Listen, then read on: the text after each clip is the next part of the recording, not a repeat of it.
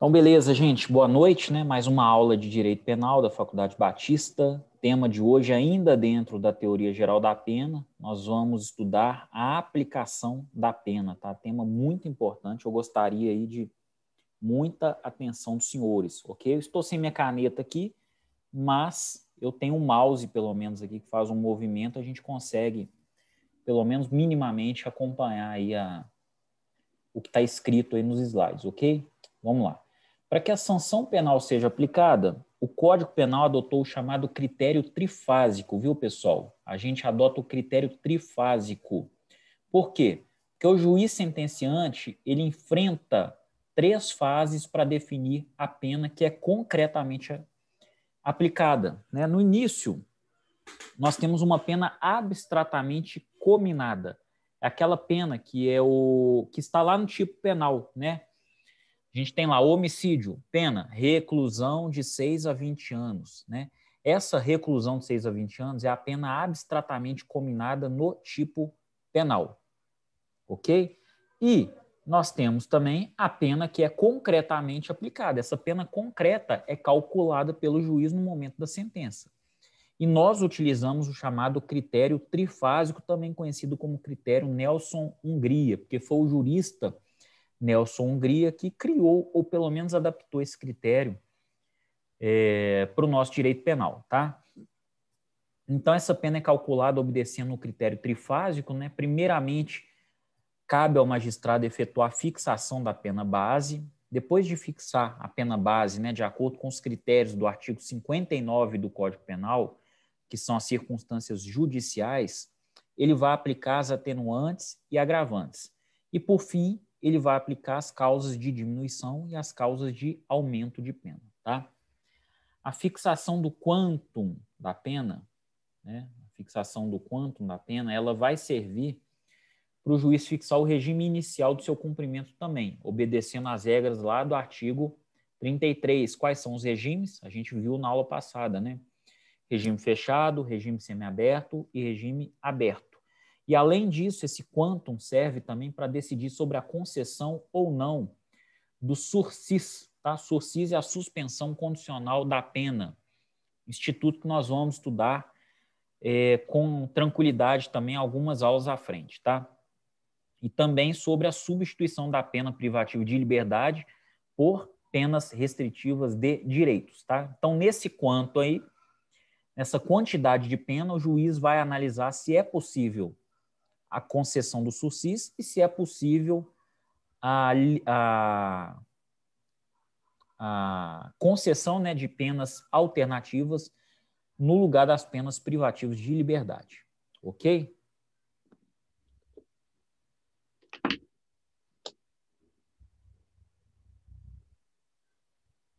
Vamos lá.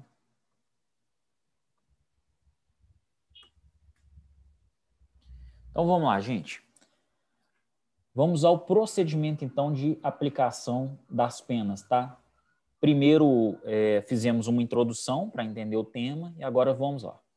Primeira fase da aplicação da pena é a aplicação das circunstâncias judiciais, também chamadas de circunstâncias inominadas, tá? Destina-se, pessoal, a fixação da pena base, tá?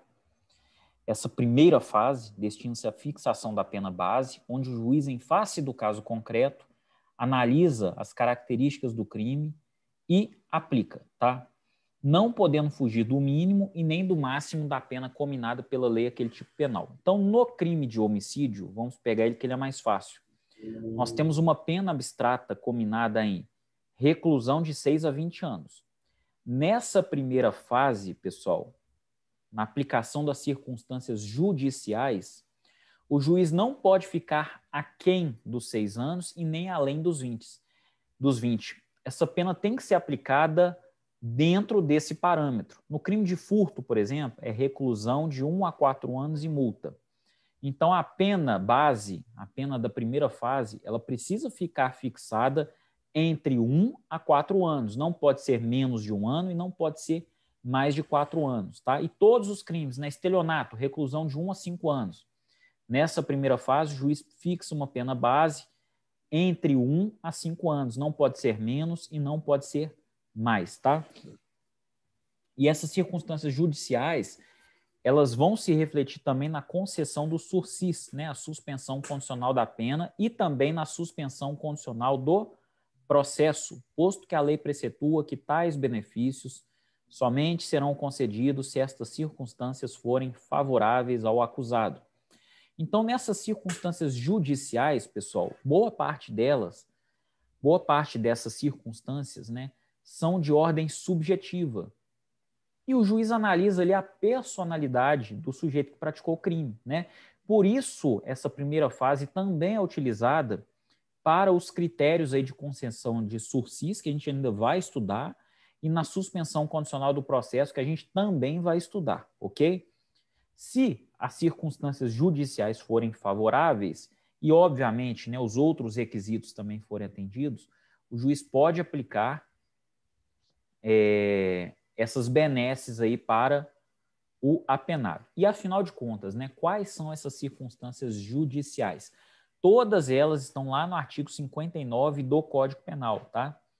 Vamos destrinchar então. A culpabilidade, a primeira delas, né? O que é a culpabilidade, pessoal? É o grau de reprovação da conduta em face das características pessoais do agente e do crime, tá? Essa é a culpabilidade, aquele grau de reprovação, ok? E nesse grau de reprovação a gente pega até circunstâncias similares. Vamos lá. O que é mais culpável? O que é mais reprovável, gente? É um furto à residência ou um furto em uma escola pública? A gente sabe que o furto em uma escola pública, ele é mais culpável, ele é mais reprovável, é um ato mais,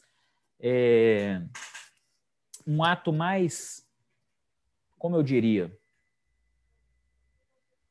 um ato no qual a sociedade, de modo geral, concorda menos ainda do que com o furto em residência. Porque um furto à residência, a vítima será uma pessoa ou, no máximo, ali uma família. Num furto em uma escola pública, podem ser dezenas, centenas, ou, quiçá, até milhares de alunos, né, que serão prejudicados com essa subtração nessa escola, né, de equipamentos, por exemplo, de informática, né? Então, é mais culpável, tá? Então, é lá no caso concreto que a gente analisa a culpabilidade. Isso aí, pessoal, é o juiz com a sua caneta, tá? São várias circunstâncias judiciais no artigo 59. Quanto mais benéficas essas circunstâncias judiciais, mais a pena se aproxima do mínimo. Quanto mais maléficas, mais se aproxima do máximo, né? Aquela pena básica, eu repito mais uma vez, não pode ficar além e nem aquém, né, dos máximos, dos limites máximo e do limite mínimo, tá? Antecedentes, pessoal, uma outra circunstância judicial, essa de ordem mais objetiva, né? São as boas e as más, ou melhor, subjetiva também. São as boas e as más condutas da vida do agente, tá? Lembrando que até 5 anos após o término do cumprimento da pena, pessoal, ocorre a reincidência. A reincidência, ela ocorre quando há trânsito em julgado de uma sentença penal condenatória, e desde o trânsito em julgado da sentença penal condenatória até 5 anos após o término do cumprimento da pena, a gente tem a reincidência, tá? Então, o sujeito é reincidente. Objetivamente, ele praticou um crime com sentença penal transitada em julgado e ainda não ultrapassou o prazo de 5 anos, ok? Nesse período, ele é considerado reincidente. Após esse lapso temporal de 5 anos, 5 anos após o cumprimento da pena, né? Então, é 5 anos depois que a pena esgotou, aí essas ações, né, são consideradas o quê? Maus antecedentes. Porque o sujeito não fica reincidente o resto da vida, pessoal. Até porque reincidência não é uma circunstância judicial, tá? É uma causa de aumento que, inclusive, né, demanda mais pena do que as circunstâncias judiciais que estão na primeira fase, tá? Então, nós não podemos confundir antecedentes com reincidência. A reincidência a gente já vai estudar nessa aula, tá? Conduta social. O que é a conduta social? É a conduta do agente no meio em que vive, né? Família, trabalho. Como é que esse agente se comporta? Ele é um cara bom? Ele é um cara ruim? Ele traz muitos problemas à família, né? Então, mais um elemento de ordem subjetiva, né? Personalidade, ó, mais um elemento de ordem subjetiva. As características pessoais do agente, a sua índole e periculosidade, né? Isso nada mais é do que o perfil psicológico e moral do indivíduo que praticou o crime, tá? Os motivos do crime, pessoal, são os fatores que levam o agente a praticar o delito, né? Sendo certo que se o motivo constitui uma agravante ou uma atenuante, ou até mesmo uma qualificadora, ou uma causa de aumento ou diminuição, aí a gente não vai usar esse motivo nessa primeira fase, tá? Como circunstância judicial. A gente vai usar somente naquela fase posterior. Essas outras fases aí a gente vai estudar ainda, tá? Então, o motivo do crime, ele qualifica o crime, ou ele é uma circunstância, é uma causa de aumento de pena, ou é uma causa de agravante de pena. Então, a gente não vai usar essa situação duas vezes, né? Isso é bis in idem, é prejudicar o réu duas vezes em razão do mesmo fato, ok? Circunstâncias do crime. Refere-se a maior ou menor gravidade do delito em razão do modus operandi, né? Ou seja, os instrumentos do crime, o tempo do crime, né? A duração desse crime, o objeto material, o local da infração, né? E vários outros elementos, tá? Todos eles analisados no caso concreto, né? É uma análise muito subjetiva, né? Depende muito do juiz, que sempre vai fundamentar, né, pessoal? Consequências do crime também é a intensidade da lesão produzida no bem jurídico protegido em decorrência da prática delituosa. Então, esse delito gerou o quê? Né? Qual foi o prejuízo da vítima? Isso tudo é levado em conta também. E o comportamento da vítima também é levado em conta, pessoal. A gente analisa se a vítima de alguma forma estimulou ou ela influenciou de forma negativa a conduta do agente, né? Nesse caso, a pena será abrandada. Então, quando a vítima incentiva, fala, eu duvido que você atire em mim, eu duvido que você me mata aqui, ó, você não é homem não, você é frouxo. Houve um comportamento da vítima, no sentido de incentivar que o sujeito atirasse. Então, isso é um elemento aí que vai ser utilizado, né, na primeira fase de dosimetria da pena a favor do réu, tá? A favor do réu. Então, esses são os elementos o quê? Elementos judiciais, né, pessoal? Circunstâncias judiciais do crime na primeira fase. E aí a gente vai para uma segunda fase. O juiz vai lá, por exemplo, homicídio de 6 a 20 anos, né, é a pena base. O juiz entende que tá mais ou menos e tal, vamos iniciar aí em 10 anos, né? Vamos fazer um meio termo, um pouquinho mais, 13 anos. O juiz define 13 anos, beleza. Ele não pode ficar abaixo de 6 e nem acima de 20. Então, 13 anos é a pena dele. E aí ele vai partir para a segunda fase. Ele vai escrever lá na sentença, fundamentar. Todas essas circunstâncias judiciais serão mencionadas pelo juiz na sentença, e aí ele vai fundamentar a decisão dele. Ele vai falar, ó, diante disso, nesta primeira fase, impõe uma pena de 13 anos e 2 meses, por exemplo. Tá? Aí ele vai para a segunda fase, que analisa as circunstâncias atenuantes e agravantes. Tá? Essas circunstâncias são aquelas que permitirão ao magistrado reduzir a pena base já fixada na fase anterior. Reduzir ou aumentar, né? No caso das circunstâncias atenuantes, reduz. No caso das circunstâncias agravantes, o juiz pode aumentar. Agora, eu faço a ressalva novamente. Nesta fase também, o juiz não pode ultrapassar os limites mínimos e máximos.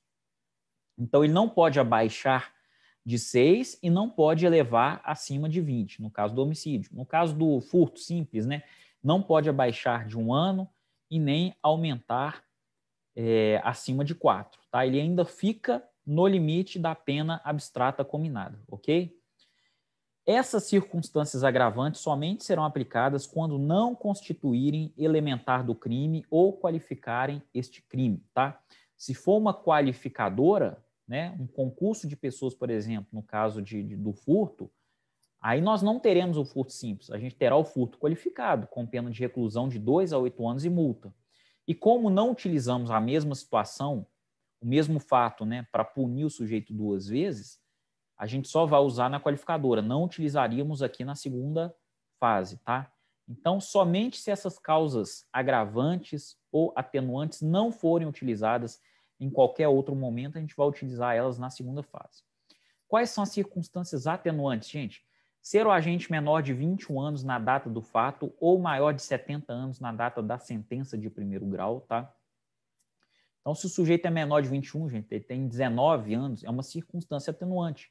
O Código presumiu que, embora maior de idade, ele ainda é muito jovem, ele precisa aprender, né, mais sobre a vida.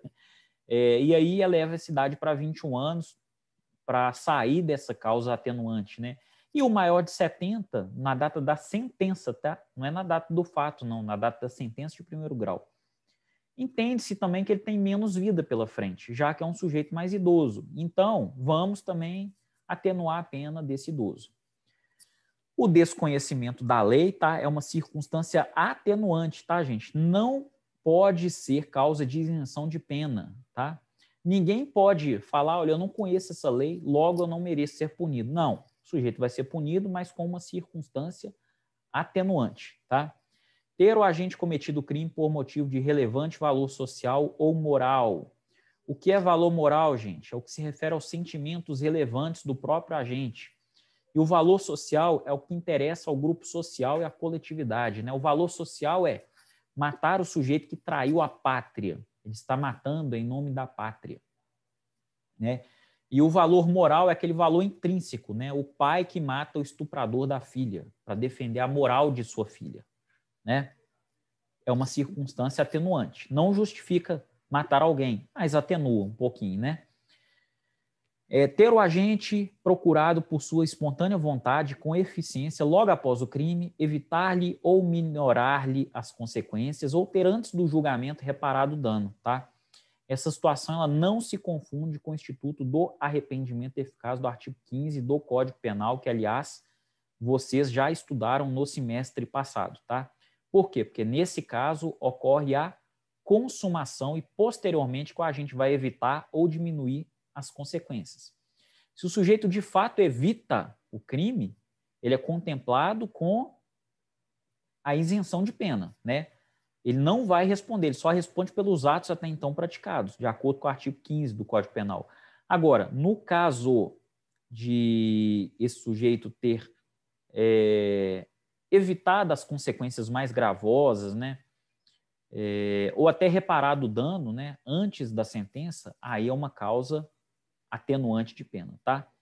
Ter o agente cometido o crime sob coação a que podia resistir ou em cumprimento de ordem de autoridade superior sob influência de violenta emoção provocada por ato injusto da vítima, tá?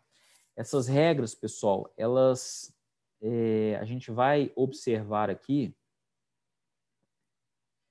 que elas não têm nada a ver com a coação moral irresistível, tá? Que está lá no artigo 22 e é uma causa excludente de culpabilidade. Neste caso aqui, não. A gente não está falando aqui de coação irresistível, nós estamos falando de coação resistível. Ele podia resistir àquela coação. Tudo bem. Isenção de pena, ele não vai ter, né? Exclusão de culpabilidade, não. Mas pelo menos vamos atenuar, né, gente? Foi coação, ele foi coagido. Ele podia resistir à coação? Podia. Mas ele não resistiu, né? E a mesma coisa eu digo para a questão da ordem hierárquica, né? Aquela ordem hierárquica que você podia descumprir, mas você não quis descumprir. Então, tirar a pena, né? Excluir a culpabilidade, não.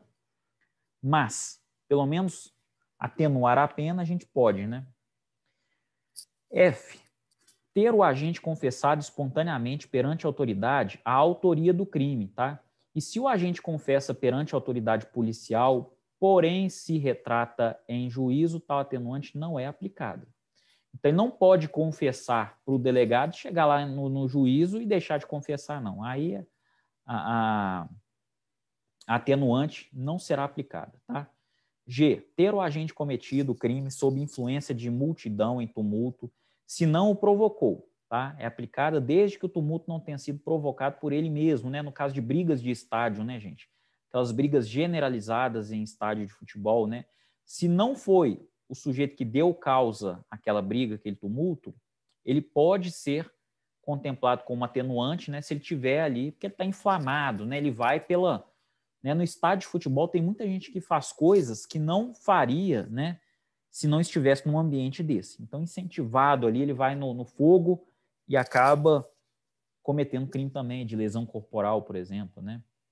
E de acordo com o artigo 66, pessoal, a pena poderá ser ainda atenuada em razão de circunstância relevante anterior ou posterior ao crime, embora não prevista em lei. Então, nesse sentido, né, o rol das circunstâncias atenuantes é exemplificativo. O artigo 65 do Código Penal, então, ele transmite um rol exemplificativo apenas, e não um rol taxativo, exaustivo, tá? Circunstâncias agravantes, pessoal. Agora vamos às circunstâncias agravantes. A reincidência, que a gente já mencionou no início da aula, né? Não é confundida com os maus antecedentes, tá? A reincidência é quando você tem a sentença penal transitada em julgado e ela dura até 5 anos após o cumprimento da pena. O sujeito é considerado reincidente. Depois disso, ele é considerado apenas com maus antecedentes, que é uma conduta um pouquinho mais branda, né? Fica lá na primeira fase, ok? Dispõe o artigo 63 do Código Penal que verifica-se a reincidência quando o agente comete novo crime depois de transitar em julgado a sentença que no país ou no estrangeiro tenha condenado por crime anterior, ok? Ter o agente cometido o crime por motivo fútil ou torpe, tá? Se não provocar uma qualificadora, isso, por exemplo, é qualificadora no crime de homicídio. Aí o crime de homicídio deixa de ser um crime simples e passa a ser qualificado. Então, a gente não vai usar essa qualificadora no caso do crime de homicídio, né, se ele tiver essas circunstâncias. Porque nós vamos utilizar já a qualificadora, que já eleva bastante a pena, né? A pena do crime qualificado, ela sempre é maior do que o crime na sua modalidade simples, né? C. Ter o agente cometido o crime para facilitar ou assegurar a execução, a ocultação, a impunidade ou vantagem de outro crime, tá? Então, nesses casos lá, presentes também no Código Penal, no crime de homicídio, né? Se estiver presente no homicídio, vai ser utilizado como qualificadora. Agora, no caso de não existência dessa circunstância, né? Lá no tipo penal ou no tipo qualificado, a gente vai usar aqui na segunda fase. Ter o agente cometido o crime, a traição por emboscada ou mediante dissimulação ou outro recurso que dificultou ou tornou impossível a defesa do ofendido, também é uma causa qualificadora no crime de homicídio, né? Mas de um modo geral, uma circunstância agravante. Ter o agente cometido o crime com emprego de veneno, fogo explosivo, tortura ou outro meio insidioso ou cruel, ou de que podia resultar perigo comum, mesma coisa, tá? Ter o agente cometido o crime contra ascendente, descendente, irmão ou cônjuge, também, né, uma circunstância que agrava, né? Ter o agente cometido o crime com abuso de autoridade ou prevalecendo-se de relações domésticas, de coabitação ou de hospitalidade, ou com violência contra a mulher na forma da lei específica, e no caso aqui a lei 11.340, né, pessoal, a lei Maria da Penha, né? Ter o agente cometido o crime com abuso de poder ou violação de dever inerente a cargo, ofício, ministério ou profissão. Ter o agente cometido o crime contra criança, contra maior de 60 anos ou contra enfermo ou mulher grávida. E lembrando que nesse caso aqui no item I, pessoal, é necessário que o agente que cometeu a conduta, ele saiba que o sujeito tenha mais de 60 anos, né? Ou que ele seja enfermo, ou que a mulher esteja grávida. Isso é para evitar a responsabilidade objetiva, né? A responsabilidade penal ela é sempre subjetiva. Tudo que o sujeito responde, né, é de forma qualificada, de forma né, com as circunstâncias agravantes, né, etc., isso tudo precisa estar na esfera de conhecimento do agente que praticou o crime. Se não estiver, ele não é penalizado, tá? J. Ter o agente cometido o crime quando o ofendido estava sob influência, ou melhor, estava sob imediata proteção da autoridade, tá? Então, aquele sujeito ali que está preso, gente, algemado, sendo conduzido pela polícia militar. Alguém atira nele e mata pelas costas, um sniper, por exemplo. Nesse caso, a gente tem uma circunstância que vai agravar, né? Porque ele estava o quê? Sob imediata proteção da autoridade, no caso aí, o policial militar. Ter o agente cometido o crime em ocasião de incêndio, naufrágio, inundação ou qualquer calamidade pública ou de desgraça particular do ofendido. Ter o agente cometido o crime em estado de embriaguez pré-ordenada. O que é a embriaguez pré-ordenada, pessoal? O sujeito se embriaga para criar coragem de praticar o crime. Ele se embriaga com esse único intuito, para criar coragem de praticar o crime. Então, isso não somente não atenua, como até agrava a pena, tá?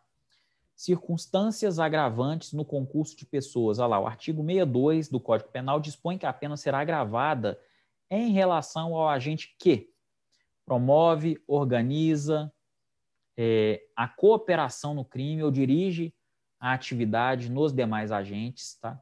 Coage ou induz outrem à execução material do crime, instiga ou determina a cometer o crime alguém sujeito à sua autoridade ou não punível em virtude de condição ou qualidade pessoal, executa o crime ou nele participa mediante paga ou promessa de recompensa. E o concurso de circunstâncias atenuantes e agravantes, gente. Então, nós temos circunstâncias que atenuam e que também agravam. Olha lá. Havendo concurso entre as circunstâncias agravantes e atenuantes, o magistrado não deverá compensar uma pela outra, e sim ponderar-se pelas circunstâncias preponderantes, que, segundo o legislador, são aquelas que resultam dos motivos determinantes do crime, da personalidade do agente e da reincidência. Então, pessoal, o magistrado ele não vai pegar uma circunstância atenuante e outra agravante, olha, vamos anular, vamos cortar essas duas aqui que dá zero. A atenuante anula a agravante zero. Não, não é assim. Ele precisa levar em conta principalmente as circunstâncias que dizem respeito aos motivos que determinaram o crime, tá? A personalidade do agente e principalmente a reincidência. Se o sujeito é reincidente ou não, ok? Isso sempre tem que ser levado em conta. Importante, pessoal, nessa fase o juiz está adstrito aos limites mínimos e máximos impostos pela lei no preceito secundário, tá? Então, ainda no crime de homicídio, por exemplo, aqui na segunda fase, o juiz ainda não pode ultrapassar o prazo de 20 anos e nem abaixar a pena aquém dos 6 anos, ok? E aí, finalmente, pessoal, a gente vai para a terceira fase, né, que dita as causas de aumento e de diminuição. Aqui o juiz já não precisa ficar adstrito aos prazos das penas mínimas e máximas, né, que são combinadas no tipo penal. Então, mesmo no homicídio, que o sujeito agora já pode tomar 50, 60, 80 anos, claro que ele vai cumprir só 40, né? Mas ele pode. Ou ele pode impor uma pena aí de 1, 2, 3 anos, ok? Então, vamos lá. Causas de aumento e diminuição. As causas de aumento e diminuição podem tanto estar previstas na parte geral do Código Penal, por exemplo, a tentativa, né, que é prevista no artigo 14, inciso 2º, que diminui a pena de 1 a 2 terços, é uma causa de diminuição de pena, e essas causas também podem estar na parte especial. Por exemplo, no crime de aborto, né, a pena será aplicada em dobro, se ocorrer a morte da gestante. Está lá no artigo 127 do Código Penal, é uma causa de aumento. Essas causas, pessoal, permitem ao magistrado diminuir aquém do mínimo legal, bem como aumentar além do máximo legal, conforme eu acabei de mencionar, tá? O parágrafo único do artigo 60 do Código Penal dispõe que, se ocorrer o concurso de causas de diminuição e de aumento previstas na parte especial, viu? Deverá o juiz limitar-se a uma só diminuição e a um só aumento, prevalecendo a que mais aumente ou mais diminua, porém, se ocorrer uma causa de aumento na parte especial, agora estamos falando da parte especial, né?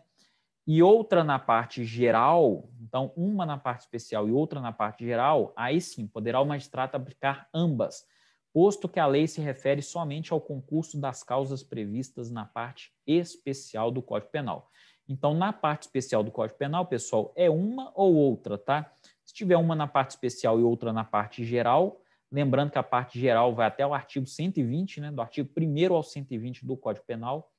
Nesses casos, né, havendo concurso na parte especial e parte geral, aí sim podemos utilizar as duas, tá? Com relação às qualificadoras, é possível que o juiz reconheça duas ou mais em um mesmo crime, tá? Segundo a doutrina majoritária, inclusive, né, a primeira deverá servir como qualificadora e as outras vão servir como agravantes genéricas, ok? Isso para evitar bis in idem, né? Duas qualificadoras. Por isso, na prática, pessoal, não existe o tal do homicídio triplamente qualificado, né? Duplamente qualificado, porque qualificadora mesmo a gente só vai usar uma, a outra vai para circunstância agravante genérica. A gente evita assim o bis in idem, né? Por exemplo, a gente pratica um homicídio qualificado mediante promessa de recompensa com emprego de veneno, né? Aí o juiz irá considerar a promessa de recompensa como qualificadora e o emprego de veneno vai ser utilizado como uma agravante genérica ou vice-versa, tá? Entretanto, pode acontecer que, em determinados casos, a outra qualificadora não seja considerada como circunstância agravante, pessoal. Devendo, então, o juiz aplicá-la como circunstância do crime, lá no artigo 59, né, na primeira fase.